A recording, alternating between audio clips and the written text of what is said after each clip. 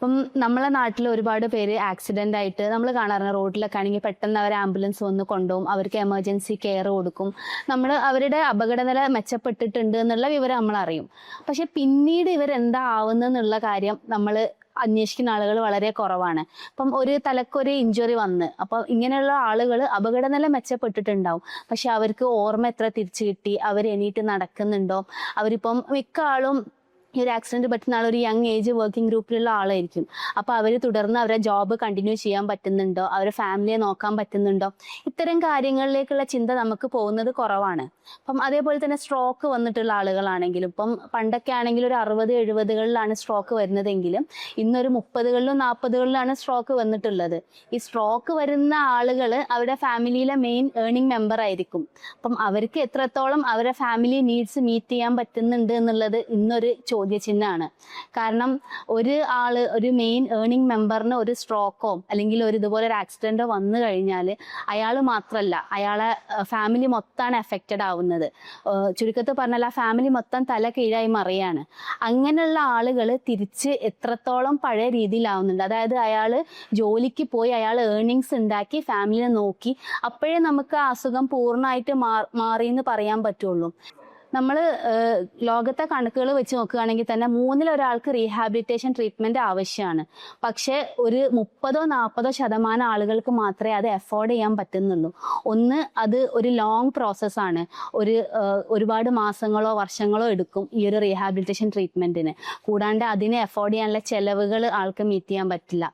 എല്ലാവരും വിചാരിക്കുന്ന ബേസിക് ആയിട്ട് ലൈഫ് സേവിങ് ആയിട്ടുള്ള കാര്യങ്ങൾ മാത്രമാണ് ആൾക്ക് ആവശ്യം. മറ്റേത് റീഹാബിലിറ്റേഷൻ എന്നുള്ളൊരു ലക്ഷറി ആയിട്ടാണ് ഇന്നും ആളുകൾ കാണുന്നത്. പക്ഷേ അതാണ് ആക്ച്വലി ഒരു നീഡ്.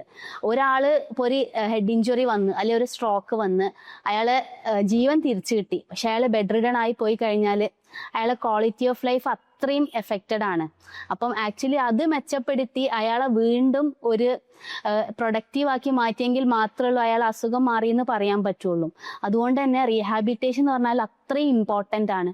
ആ ഒരു ഇമ്പോർട്ടൻസിനെ കുറിച്ച് പബ്ലിക്ലി അവയർനെസ് കൊടുക്കണം എന്നുള്ളത് വലിയൊരു കാര്യമാണ്. കാരണം മിക്കപ്പോഴും ഈ ഒരു ട്രീറ്റ്മെന്റ് അത് ചെയ്യണം എന്നുള്ളത് ആർക്കും വലിയൊരു ധാരണ ഇല്ല. അപ്പം അതിന്റെ ഇമ്പോർട്ടൻസ് എന്താണ്, അത് ചെയ്യുന്നതുകൊണ്ട് രോഗിക്ക് ഉണ്ടാകുന്ന മെച്ചം എന്താന്നുള്ളത് പറഞ്ഞു കൊടുക്കണം. കാരണം ഒരിക്കലും ഒരു ഇഞ്ചുറി വന്നു കഴിഞ്ഞാൽ 1-2 ആഴ്ച സപ്പോർട്ട് ചെയ്യാൻ എല്ലാവരും ഉണ്ടാവും. അത് കഴിഞ്ഞാൽ എല്ലാവർക്കും അവരുടെ തിരക്കുകളിൽ എൻഗേജ്ഡ് ആവും.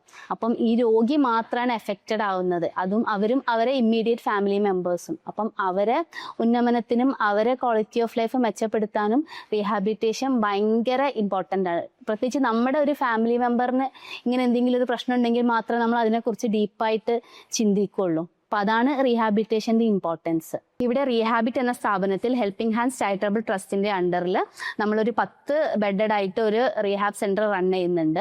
ഇപ്പൊ ഇവിടെ ഫിസിയാട്രിസ്റ്റിന്റെ അണ്ടറിൽ നമ്മൾ എല്ലാ ഡിപ്പാർട്ട്മെന്റും കോർഡിനേറ്റഡ് ആയിട്ടാണ് റീഹാബിലിറ്റേഷൻ ട്രീറ്റ്മെന്റ് കൊടുക്കുന്നത്. ഇതിൽ physiotherapy, occupation therapy, speech, psychological counselling എല്ലാം കൊടുക്കുന്നുണ്ട്. അതുകൂടാതെ നമ്മളൊരു കമ്മ്യൂണിറ്റി ബേസ്ഡ് റീഹാബും കൂടെ ഫോക്കസ് ചെയ്യുന്നുണ്ട്. അതെന്ന് വെച്ച് കഴിഞ്ഞാൽ നമ്മൾ ഈ ഒരു എക്സസൈസും കാര്യങ്ങളൊക്കെ പഠിച്ച് റീഹാബ് ചെയ്യുന്ന പേഷ്യൻസിനെ അവർ ദൈനംദിന ജീവിതത്തിൽ എങ്ങനെ ഇത് യൂസ് ആക്കാം എന്നുള്ളതും കൂടെ ട്രെയിൻ ചെയ്യുന്നുണ്ട്. ഇപ്പോൾ ഒരു ലേഡിയാണ് വരുന്നതെങ്കിൽ അപ്പം അവർക്ക് നമ്മൾ ഇവിടുന്ന് ഡിസ്ചാർജ് ആയി പോയി കഴിഞ്ഞാൽ അവരുടെ വീട്ടിലെ കാര്യങ്ങളൊക്കെ ചെയ്യാനുള്ള ട്രെയിനിങ് കൊടുക്കും.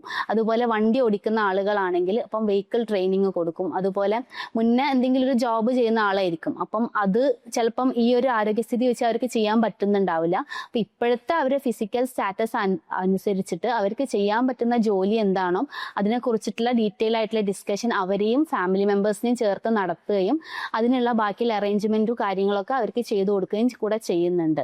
അപ്പം നമ്മളൊരു പ്രാക്ടിക്കൽ നോളജും കൂടെ ഇവിടെ കൊടുക്കുന്നുള്ളതാണ് മറ്റ് സെന്ററുകളിൽ നിന്നും ഇവിടത്തേക്കുള്ള ഒരു വ്യത്യാസം.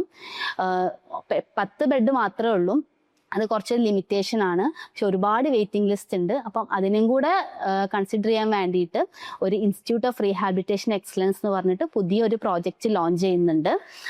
അതിൻ്റെ ഈ 15th അതിൻ്റെ ലോഞ്ച് കാര്യങ്ങളൊക്കെ വരുന്നുണ്ട്. അപ്പം അതൊരു 100 ബെഡഡ് ഫുള്ളി എസ്റ്റാബ്ലിഷ്ഡ് ആയിട്ടുള്ള ഒരു റീഹാബ് സെൻ്റർ ആണ്. അത് ആക്ച്വലി അതൊരു നീഡ് ഓഫ് ദ ആർ ആണ്. കാരണം ഒരുപാട് പേഷ്യൻസ് ഈ ഒരു അഫോർഡബിലിറ്റി കാരണം റീഹാബിലിറ്റേഷൻ ട്രീറ്റ്മെൻറ്റ് കിട്ടാണ്ട ബുദ്ധിമുട്ടുണ്ട്. അപ്പം അത്തരം ആളുകൾക്ക് ഒരു ഒരു ഫുൾ സപ്പോർട്ടോട് കൂടിയിട്ട്, അതായത് അസുഖം മാറുക മാത്രമല്ല അവരൊരു പ്രൊഡക്റ്റീവ് കൂടി ആക്കിയെടുക്കാൻ വേണ്ടിയിട്ടുള്ള എല്ലാ കാര്യങ്ങളുമാണ് അതിലൂടെ ഉദ്ദേശിക്കുന്നത്.